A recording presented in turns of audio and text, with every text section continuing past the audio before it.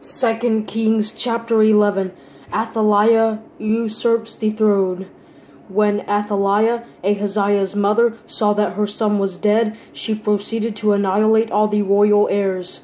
Jehosheba, who was King Jehoram's daughter and Ahaziah's sister, secretly rescued Joash, son of Ahaziah, from the king's sons who were being killed, and put him and the one who nursed him in a bedroom. So he was hidden from Athaliah and was not killed. Joash was in hiding with Jehosheba in the Lord's temple 6 years, while Athaliah ruled over the land. Athaliah overthrown. Then in the 7th year, Jehoiada sent messengers and brought in the commanders of hundreds, the Kerites, and the guards. He had them come to him in the Lord's temple, where he made a covenant with them and put them under oath. He showed them the king's son and commanded them, "This is what you are to do. A third of you who come on duty on the Sabbath are to provide protection for the king's palace. A third are to be at the Sur gate, and a third at the gate behind the guards. You are to take turns providing protection for the palace. Your 2 divisions that go off duty are on the Sabbath are to provide protection for the Lord's temple. You must completely surround the king with weapons in hand. Anyone who approaches the ranks is to be put to death. You must be with the king in all his daily tasks." So the commanders of hundreds did everything Jehoiada the priest commanded.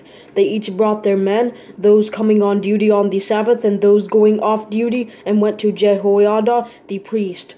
The priest gave to the commanders of hundreds King David's spears and shields that were in the Lord's temple.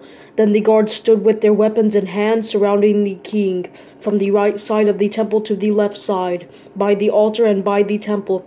He brought out the king's son, put the crown on him, gave him the testimony, and made him king. They anointed him and clapped their hands and cried, "Long live the king!" When Athaliah heard the noise from the guard and the crowd, she went out to the people at the Lord's temple. As she looked, there was the king standing by the pillar according to the custom. The commanders and the trumpeters were by the king, and all the people of the land were rejoicing and blowing trumpets. Athaliah tore her clothes and screamed, "Treason! Treason!" Then Jehoiada the priest ordered the commanders of hundreds in charge of the army, "Take her out between the ranks, and put to death by the sword anyone who follows her." For the priest had said, "She is not to be put to death in the Lord's temple." So they arrested her, and she went through the horse entrance to the king's palace, where she was put to death. Jehoiada's reforms. Then Jehoiada made a covenant between the Lord, the king, and the people that they would be the Lord's people, and another covenant between the king and the people. So all the people of the land went to the temple of Baal and tore it down.